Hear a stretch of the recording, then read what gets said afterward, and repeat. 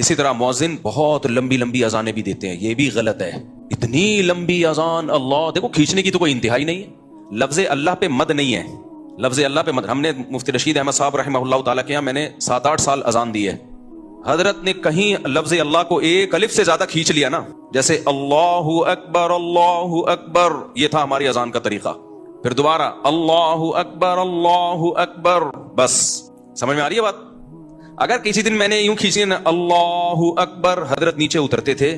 اللہ کیوں؟ کیا دلیل ہے اس کی؟ ہم کہتے تھے ساری دنیا میں ہو رہی ہے، ایسے ہی ہو رہی ہے. فرماتے تھے کہ کیا دلیل کیا ہے، دلیل سے بات کریں، مت تو نہیں ہے اس کے اوپر. ہم کہتے تھے بعض قاری کہتے ہیں یہ مد تعظیم ہے. کہ پھر اس کا اینڈنگ پوائنٹ کیا ہے اس تعظیم کا؟ کھینچتا ہی رہے سارا دن، سانس کے تجربے کرتے رہے یہاں بیٹھ کے. تو حضرت اس مد تعظیم کے قائل نہیں تھے. فرماتے مد وہی ہے جو قرآن سے ثابت ہے نا، جو حروف مدہ کے بعد اگر حمزہ آ رہا ہے یا وقف آ رہا ہے تو وہاں مد کرنا جائز ہے، یہ تجوید کا قانون ہے. تو ذرا سی کھینچتے تھے نا، حضرت آ کے پوچھتے تھے کہ یہ کہاں سے نکلا. تمیز سے اذان دو بھائی، اللہ اکبر اللہ اکبر. اذان میں اقامت میں فرق ہے، اذان ٹھہر ٹھہر کے ہوگی، اقامت جلدی جلدی ہوگی، بس یہ فرق ہے. تجوید کے لحاظ سے کوئی فرق نہیں ہے. پھر اشہد اللہ، لا پہ مد ہے کیونکہ آگے حمزہ آ رہا ہے.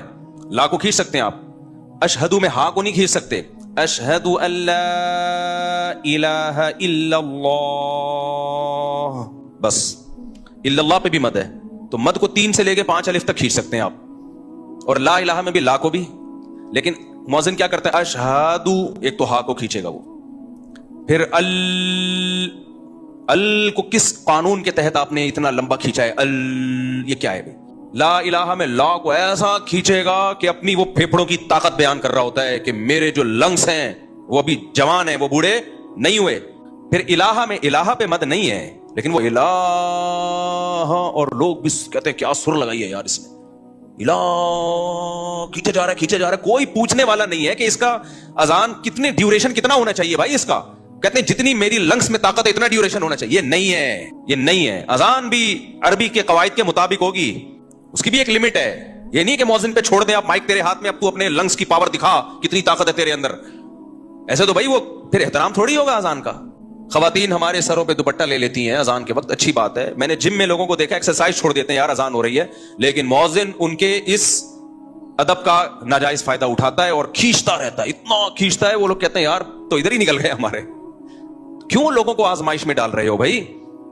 پھر جب کوئی اس پہ اعتراض کرتا ہے، میں نے کئی دفعہ اعتراض کیا کہ بھائی اتنی لمبی نہیں ہونی چاہیے اذان. تو لوگ پتہ کیا کہتے ہیں، مولوی صاحب نے کہا اصل میں تم لوگوں کو اذانوں سے تکلیف ہے، اللہ کا نام تو جتنا سنا جائے اچھا ہے، اپنی مرضی سے جتنا کرو بھائی، زیادہ سے زیادہ کرو، لیکن اجتماعی چیزوں میں شریعت کا مزاج کیا ہے، مختصر، تاکہ لوگوں کو تکلیف نہ ہو.